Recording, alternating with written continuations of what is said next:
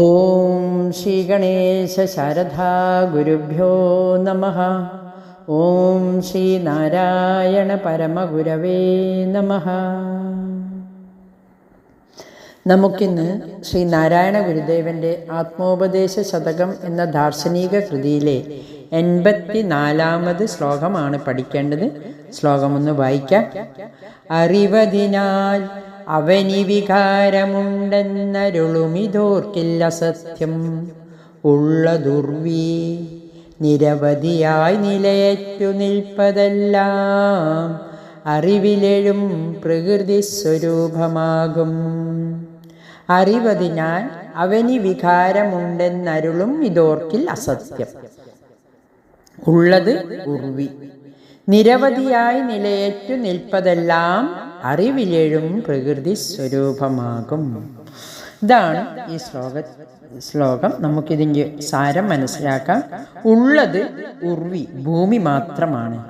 അതിൻ്റെ വികാരങ്ങൾ അറിയുന്നത് കൊണ്ട് അത് ഉള്ളതാണെന്ന് തോന്നുന്നുവെങ്കിലും ആലോചിച്ചു നോക്കിയാൽ അതെല്ലാം അസത്യമാണ്. നിരവധിയായി ധാരാളമായി കാണുന്നതും എന്നാൽ അടിസ്ഥാനരഹിതമായിരിക്കുന്നതുമെല്ലാം അറിവിലുണ്ടാകുന്ന പ്രകൃതി സ്വരൂപങ്ങൾ മാത്രമാകുന്നു. ഇതാണ് ഇതിൻ്റെ സംക്ഷിപ്ത സാരം. ഇതിനെ നമുക്കൊന്ന് വിസ്തരിച്ച് മനസ്സിലാക്കാം. അറിവതിനാൽ അവനി വികാരമുണ്ടെന്നരുളും ഇതോർക്കിൽ അസത്യം ഉള്ളത് ഉർവി. ഉള്ളത് ഭൂമി മാത്രമാണ്. അതിൻ്റെ വികാരങ്ങൾ അറിയുന്നത് കൊണ്ട് അത് ഉള്ളതാണെന്ന് തോന്നുന്നു. ഭൂമിയുടെ വികാരങ്ങൾ അസത്യം. എന്താണ് ഭൂമിയുടെ വികാരങ്ങൾ? ഉള്ളത് ഭൂമി മാത്രം. ഭൂമിയുടെ വികാരങ്ങൾ അസത്താണ്. ഗുരു ഒരു ഉദാഹരണത്തിലൂടെ ഉപദേശിക്കുന്നു. ഭൂമിയുടെ വികാര സ്വരൂപങ്ങളായ മണ്ണിൽ നിന്നുണ്ടാക്കുന്ന മൺപാത്രങ്ങൾ, മണ്ണിനെ രൂപാന്തരപ്പെടുത്തിയെടുത്ത രൂപങ്ങൾ, മൺകുടം, മൺചട്ടി, ചെടിച്ചട്ടി, കരകൗശല വസ്തുക്കൾ എന്നിവ, മണ്ണുകൊണ്ട് ഉണ്ടാക്കുന്ന വസ്തുക്കൾ പലതും ഇത് അവനിയുടെ വികാര രൂപങ്ങളാണ്. ഭൂമിയുടെ വികാര രൂപങ്ങളാണ്. മെനഞ്ഞെടുത്ത രൂപങ്ങൾ. യഥാർത്ഥത്തിൽ രൂപങ്ങളല്ല, അതിൽ മണ്ണാണുള്ളത്. ഉള്ളത് ഉർവി. ഉള്ളത് ഭൂമി മാത്രം. അതിൻ്റെ വികാരങ്ങളെല്ലാം ഉള്ളതായി കരുതുന്നുവെങ്കിലും അത് അസത്യമാണ്. ഉള്ളത് ഭൂമി മാത്രം. ഈ പ്രപഞ്ചം പഞ്ചഭൂതാത്മകമായ അസംഖ്യം വസ്തുക്കൾ കൊണ്ട് നിറഞ്ഞതാണ്. ഭൂമിയെ ഒന്ന് ഉദാഹരിച്ച് ഗുരു പറയുന്നു, ഭൂമിയുടെ വികാരങ്ങൾ എത്ര തന്നെ ഉണ്ടാക്കിയാലും അതെല്ലാം അസത്യമാണ്, ഉള്ളതല്ല. സത്യം എന്താണെന്ന് മനസ്സിലാക്കണം. ശാശ്വതമായതാണ് സത്യം. നശിക്കാത്തതാണ് സത്യം. നിത്യമായിട്ടുള്ളതാണ് സത്യം. സത്യം നിത്യവും ശാശ്വതവുമാണ്. ഏകം സത്യം ന ദ്വിതീയം. ഒന്നു മാത്രം സത്യം. ഇവിടെ മണ്ണ് മാത്രമാണ് സത്യം.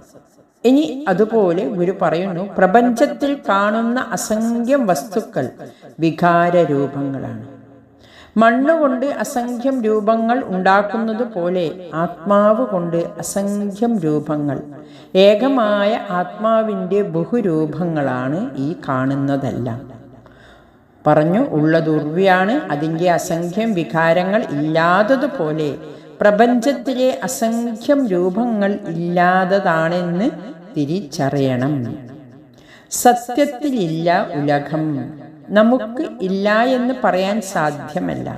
നാം അനുഭവിക്കുന്നുണ്ട്. എന്നാൽ നിത്യമായിട്ടുള്ളതാണോ? നിത്യമായതാണ് സത്യം. നിത്യമായതാണ് ശാശ്വതം. ഇതെല്ലാം നശിച്ചു പോകുന്നവയാണെന്നറിയുമ്പോൾ മനസ്സിലാക്കാം ഇതെല്ലാം വികാരരൂപങ്ങളാണെന്ന്. നിത്യമായതല്ല. നിത്യമായത് സത്യം. അതുകൊണ്ട് പ്രപഞ്ച വികാര രൂപങ്ങൾ സത്യമല്ല, സനാതനമല്ല. അപ്പോഴാണ് പ്രകൃതിയുടെ ഇല്ലായ്മ മനസ്സിലാക്കുന്നത്. പ്രപഞ്ചമുണ്ടോ? ഉണ്ട്, അനുഭവിക്കുന്നുണ്ട്, എന്നുമുണ്ട്. ഇല്ല എന്ന് ഇല്ല എന്നും ഒരുപോലെ ഇല്ല, മാറിക്കൊണ്ടേയിരിക്കുന്നു. ഒരു ചെടി വളരുമ്പോൾ കാണാം ഒരു പുതിയ ഇലകൾ വരുന്നു, പിന്നെ പല പല ഇലകൾ വരുന്നു, വലുതാകുന്നു, പിന്നെ അതിൽ മൊട്ട് വരുന്നു, പൂ വരുന്നു. അങ്ങനെ പ്രപഞ്ചത്തിലെ എല്ലാം മാറ്റത്തിന് വിധേയമാകുന്നു. മാറ്റമില്ലാത്തതൊന്നും പ്രകൃതിയിലില്ല. പഞ്ചഭൂതങ്ങളിൽ ഒന്നായ മണ്ണിൻ്റെ വികാരങ്ങൾക്ക് നിലനിൽപ്പില്ല, മണ്ണുണ്ടെന്ന് പറഞ്ഞു. എന്നാൽ പഞ്ചഭൂതങ്ങൾക്ക് രഹസ്യമായിരിക്കുന്ന ആത്മാവിൻ്റെ വികാരരൂപങ്ങളാണ് ഈ പഞ്ചമഹാഭൂതങ്ങളും. പഞ്ചമഹാഭൂതങ്ങളാൽ ഉണ്ടാക്കപ്പെട്ട സർവചരാചരങ്ങളും സർവചരാചരങ്ങളും, അതായത് പ്രപഞ്ചഭൂതങ്ങൾക്ക് രഹസ്യമായിരിക്കുന്ന ആത്മാവിൻ്റെ വികാരരൂപങ്ങളാണ് പഞ്ചമഹാഭൂതങ്ങളും അവയാൽ ഉണ്ടാക്കപ്പെട്ട സർവചരാചരങ്ങൾ. വികാരരൂപങ്ങൾക്കടിസ്ഥാനമായ ശാശ്വതമായ അടിസ്ഥാനത്തെയാണ് നാം അന്വേഷിക്കേണ്ടത്. അതാണ് ഈ പ്രപഞ്ചത്തിൻ്റെയും തൻ്റെയും അടിസ്ഥാനം. അന്വേഷിക്കുമ്പോൾ നമുക്ക് മനസ്സിലാകും താനാണ് ഈ പ്രപഞ്ചമെന്ന്. നിലവിൽ നമുക്ക് താനും പ്രപഞ്ചവും രണ്ടായിട്ടാണ് തോന്നുന്നത്. ഗുരു താനും പ്രപഞ്ചവും ഒന്നാണെന്ന് ബോധ്യപ്പെടുത്തുകയാണ്. തന്നെ കുറിച്ചറിഞ്ഞാൽ ഈ പ്രപഞ്ചം എന്തെന്നറിയാം. ആദ്യം താൻ ആരാണെന്ന് അറിയാൻ നാം ശ്രമിക്കണം. ഞാൻ ബ്രഹ്മമാണ്. ബ്രഹ്മം ന ഇന്ദ്രിയാണി ന മനോ ന ബുദ്ധി ന ചിത്തം ന വപുഹു. ഞാൻ ആത്മാവാണ്. തൻ്റെ വികാരരൂപമാണ് പ്രപഞ്ചമായി വികസിച്ച് കാണുന്നത്. തന്നെ അറിഞ്ഞാൽ മാത്രമേ പ്രപഞ്ചത്തെ അറിയാൻ പറ്റൂ. ഇത് നാം പഠിച്ചു. ഭൂമി മാത്രമാണ് സത്യമെന്നും എന്ന ഉദാഹരണത്തിലൂടെ ഭൂമി കൊണ്ടുണ്ടാക്കിയ എല്ലാം അസത്യമാണെന്നും അവനി വികാരമുണ്ടെന്നരുളിതോർക്കിൽ അവനി വികാരമുണ്ടെന്നരുളും ഇതോർക്കിൽ അസത്യം. ഇതുപോലെ നമുക്ക് സ്വർണത്തിൻ്റെ ഉദാഹരണവും എടുക്കാം. ഇനി അടുത്തത്, നിരവധിയായി നിലയറ്റു നിൽപ്പതെല്ലാം അറിവിലെഴും പ്രകൃതി സ്വരൂപമാകും. നിരവധിയായി, ധാരാളമായി, നിലയറ്റു നിൽപ്പതെല്ലാം എന്നാൽ അടിസ്ഥാനരഹിതവുമായിരിക്കുന്നതെല്ലാം, അടിസ്ഥാനമില്ലാതെ നിലനിൽക്കുന്നതെല്ലാം അറിവിലെഴും പ്രകൃതി സ്വരൂപമാകും.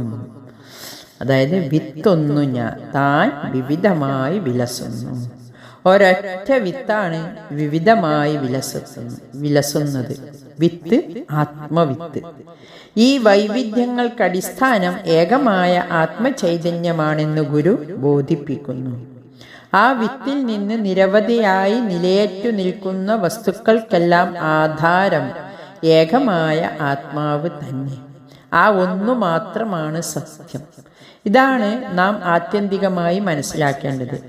പ്രാപഞ്ചിക വസ്തുക്കളെല്ലാം നിലനിൽപ്പില്ലാത്തതാണ്. അതിൻ്റെ അടിസ്ഥാനം ഏകമായ ആത്മാവാണ്. ഇങ്ങനെ നാനാത്വത്തിലെ ഏകത്വമാണ് നാം പഠിക്കേണ്ടത്. ഏകമായ ചൈതന്യത്തിൽ നിന്നന്യമായി യാതൊന്നുമില്ല. ഒരു സ്വർണ്ണക്കടയായി പ്രപഞ്ചത്തെ കാണുക. അവിടെ കാണുന്ന ധാരാളം വൈവിധ്യമാർന്ന പല രൂപങ്ങളിലുള്ള സ്വർണ്ണാഭരണങ്ങൾ. എല്ലാ ആഭരണങ്ങൾക്കും അസ്തിത്വം സ്വർണമാണ്. അതുപോലെ ഈ പ്രപഞ്ചത്തിൽ കാണുന്ന എല്ലാറ്റിൻ്റെയും അസ്തിത്വം ആത്മാവാണ്. നമ്മുടെ കാഴ്ചപ്പാട് നാം മാറ്റണം. ഇതുപോലെ കണ്ണിഞ്ഞു കണ്ണു മനസ്സാകുന്ന കണ്ണതിനു കണ്ണായിരുന്ന പൊരുൾ ഞാനെന്നുറയ്ക്കും. അതായത് കണ്ണിഞ്ഞു കണ്ണ് മനസ്സാകുന്നു, അപ്പോൾ ദൃക്ക് മനസ്സായി. ഇനി കണ്ണായിരുന്ന പൊരുൾ, അപ്പോൾ ആത്മാവ് ദൃക്ക്, മനസ്സുൾപ്പെടെയുള്ളതൊക്കെ ദൃശ്യങ്ങൾ. പ്രകൃതി സ്വരൂപങ്ങൾ താൻ തന്നെയായി നിലകൊള്ളുന്നു.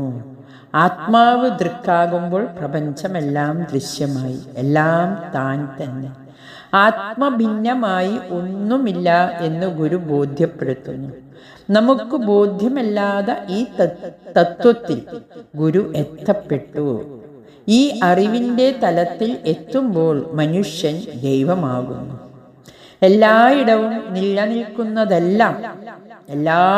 നിലനിൽക്കുന്നതെല്ലാം താനാണ് എന്നറിയുന്നവൻ ഗുരുവായി ദൈവമായി മാറുന്നു. അറിവിലെഴും പ്രകൃതി സ്വരൂപമാകും. ചുരുക്കത്തിൽ പ്രപഞ്ചത്തിലുള്ളതൊന്നും സ്ഥായിയായിട്ടുള്ളതല്ല, സത്യമായിട്ടുള്ളതല്ല, എല്ലാം നശ്വരമായതാണ്. അനശ്വരമായ ആത്മാവിൽ നിലനിൽക്കുന്നതാണ് നശ്വരമായ ഈ പ്രപഞ്ചം. പ്രപഞ്ചത്തിൻ്റെ നിലനിൽപ്പ് ആത്മാവിലാണ്. ആത്മാവും പ്രകൃതിയും ഒന്നു തന്നെ എന്ന് നാം തിരിച്ചറിയണമെന്ന് ഗുരു ഉപദേശിക്കുന്നു. നമുക്ക് ഇത് ഉൾക്കൊള്ളാൻ ഗുരുകൃപ ഉണ്ടാവട്ടെ. ഹരി ഓം നമഃ ശിവായ.